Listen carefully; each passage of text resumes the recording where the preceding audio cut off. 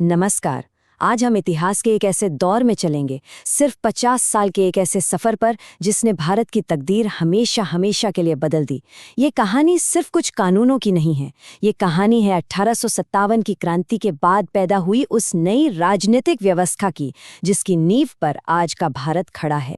तो सबसे बड़ा सवाल यही है कि आखिर एक विद्रोह, एक क्रांति कैसे एक पूरे देश के शासन की दिशा मोड़ सकती है। चलिए आज इसी दिलचस्प सवाल का जवाब ढूंढते हैं।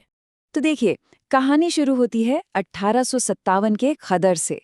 इस एक घटना ने ब्रिटिश हुकूमत की जड़ें हिला दी थीं। उन्हें एक बात तो साफ साफ समझ आ गई थी कि भारत पर अब पुराने तरीके से एक कंपनी के जरिए राज नहीं किया जा सकता। अब जरूरत थी एक नए, ज्यादा मजबूत और सीधे कंट्रोल वाले सिस्टम की। और इसी जरूरत से हुआ सबसे बड़ा बदलाव। 1858 में एक कानून आया जिसने 250 साल पुरानी ईस्ट इंडिया कंपनी के शासन को खत्म कर दिया। अब भारत का कंट्रोल सीधे ब्रिटिश क्राउन यानी महारानी विक्टोरिया के हाथ में आ गया। जरा सोचिए, एक ट्रेडिंग कंपनी की जगह अब सीधे एक साम्राज्य भारत पर शासन कर रहा था।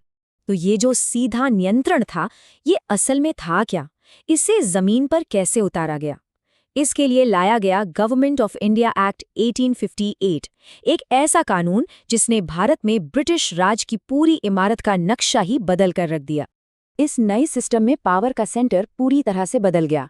भारत में जो गवर्नर जनरल का पद था, अब वो वाइसरॉय कहलाने लगा, जो सीधे क्राउन का नुमाइंदा होता था, और लॉर्ड कैनिंग बने भारत के पहले वाइसरॉय। लेकिन असली पावर सेंटर तो लंदन में था। वहां secretary of state for India नाम का एक नया पद बनाया गया। भारत का पूरा एडमिनिस्ट्रेशन इसी सेक्रेटरी के हाथ में था, और उसकी मदद के लिए 15 लोगों की एक काउंसिल थी। मतलब भारत की किस्मत के बड़े बड़े फैसले अब लंदन में लिए जाने थे। और मजे की बात यह है कि इस कानून का ऑफिशियल नाम था भारत के बेहतर शासन के लिए अधिनियम। ये नाम ही अपने आप में ब्रिटिश सोच को दिखाता है। वो इसे सिर्फ एक पावर ट्रांसफर की तरह नहीं, बल्कि भारत के लिए एक सुधार की तरह पेश कर रहे थे। लेकिन 1858 के बाद अंग्रेजों को जल्द ही एक और चीज का एहसास हुआ कि करोड़ों भारतीयों पर उन्हें पूरी तरह से अलग रखकर राज नहीं किया जा सकता। और बस यहीं से शुरू हुई एडमिनिस्ट्रेशन में भारतीयों को शामिल करने की एक बहुत ही धीमी लेकिन ऐतिहासिक प्रक्रिया। ये बदलाव कोई रातों रात नहीं आया, ये एक बहुत धीमी यात्रा थी। 1861 में पहली बार कुछ भारतीयों को वाइसराय की काउंसिल में नॉमिनेट किया गया। फिर देखिए, लगभग 30 साल बाद 1892 में उन्हें बजट पर बहस करने का एक लिमिटेड सा अधिकार मिला। ये सुनने में भले ही छोटे कदम लगें, लेकिन यही वो बीज थे जिनसे आगे चलकर भारत की पार्लियामेंट्री सिस्टम का पौधा उगने वाला था। 1861 का एक और बहुत जरूरी सुधार था पोर्टफोलियो सिस्टम, जिसे लॉर्ड कैनिंग ने शुरू किया। इसका सीधा सा मतलब ये था कि काउंसिल के हर सदस्य को एक या एक से ज्यादा सरकारी डिपार्टमेंट का इंचार्ज बना दिया गया, बिल्कुल वैसे ही जैसे आज कैबिनेट मंत्री होते हैं। कह सकते हैं कि ये मॉडर्न कैबिनेट सरकार की तरफ भारत का पहला कदम था। लेकिन इन अधिकारों की हकीकत को समझना भी जरूरी है। 1892 में भारतीय सदस्यों को बजट पर बहस करने का हक तो मिल गया, लेकिन वो उस पर वोट नहीं कर सकते थे। मतलब आप बोल सकते हैं, सवाल पूछ सकते हैं, पर फैसले को बदल नहीं सकते। पावर अभी भी पूरी तरह से अंग्रेजों के ही हाथ में थी। और अब हम आते हैं कहानी के सबसे अहम मोड़ पर, 1909 के मार्ले मिंटो सुधार। ये एक ऐसा वक्त था जब एक हाथ से भारतीयों को कुछ अधिकार दिए गए, तो दूसरे हाथ से देश में बंटवारे के ऐसे बीज बो दिए गए जिनकी कड़वी फसल हमें दशकों बाद काटनी पड़ी। सुधारों का स्केल देखने में तो काफी बड़ा था।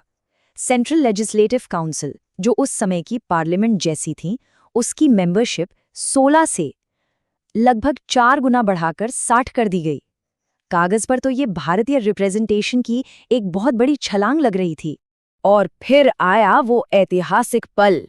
पहली बार किसी भारतीय, सत्येंद्र प्रसाद सिन्हा को वाइसरॉय की सबसे ताकतवर कमेटी एग्जीक्यूटिव काउंसिल का मेंबर बनाया गया। ये एक बहुत बड़ी प्रतीकात्मक जीत थी। अब भारतीय सिर्फ सलाहकार नहीं, बल्कि डिसीजन मेकिंग प्रोसेस का हिस्सा बन रहे थे। लेकिन इसी कानून में छिपा था इसका सबसे विवादित हिस्सा, कम्युनल रिप्रेजेंटेशन। इसके तहत मुसलमानों के लिए अलग सीटें रिजर्व की गईं, जहां कैंडिडेट भी मुस्लिम होता और वोटर भी सिर्फ मुस्लिम। इसी एक पॉलिसी की वजह से उस वक्त के वाइसरॉय लॉर्ड मिंटो को सांप्रदायिक निर्वाचन का जनक या फादर ऑफ कम्युनल इलेक्टोरेट भी कहा जाता है। इस एक फैसले ने इंडियन पॉलिटिक्स की दिशा हमेशा के लिए बदल दी, क्योंकि इसने पहली बार धर्म को राजनीतिक पहचान का कानूनी आधार बना दिया था। तो आखिर इन 50 सालों की विरासत क्या है? इन कानूनों ने भारत को क्या दिया और क्या छीना? जवाब थोड़ा पेचीदा है। इन्होंने एक तरफ तो संसदीय लोकतंत्र की नींव रखी, तो दूसरी तरफ समाज को बांटने वाली गहरी दरारें भी पैदा कर दी। आइए इस पूरी कहानी को एक नज़र में फिर से देखते हैं। 1858 कंपनी राज का अंत और वाइसरॉय का आना। 1861 पोर्टफोलियो सिस्टम की शुरुआत। 1892 बजट पर बहस का लिमिटेड अधिकार। और 1909 मार्ले मिंटो सुधार, जिसमें रिप्रेजेंटेशन तो बढ़ा, लेकिन साथ में आया सेपरेट इलेक्टोरेट। हर कानून अपने आप में एक मील का पत्थर था। तो एक तरफ तो ये सच है कि इन कानूनों ने भारत को, चाहे कितनी भी धीमी रफ्तार से सही, एक पार्लियामेंट्री सिस्टम और रिप्रेजेंटेटिव सरकार के रास्ते पर डाल दिया।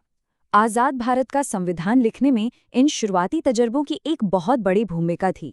लेकिन सिक्के का दूसरा पहलू भी है। इन्हीं कानूनों ने, खासकर 1909 के सुधारों ने, धर्म पर आधारित राजनीति को एक तरह से सरकारी मान्यता दे दी। ये एक ऐसी चिंगारी थी जिसने आगे चलकर बंटवारे की आग को और हवा दी। तो हम आज की चर्चा को इसी एक सवाल के साथ खत्म करते हैं। क्या ये कानून भारत को आज़ादी की ओर ले जाने वाली सीढ़ियां थे, या अनजाने में ही सही विभाजन की ओर धकेलने वाला एक ढलान? शायद। सच ये है कि ये दोनों थे, और यही इस दौर की सबसे जटिल और स्थायी विरासत है।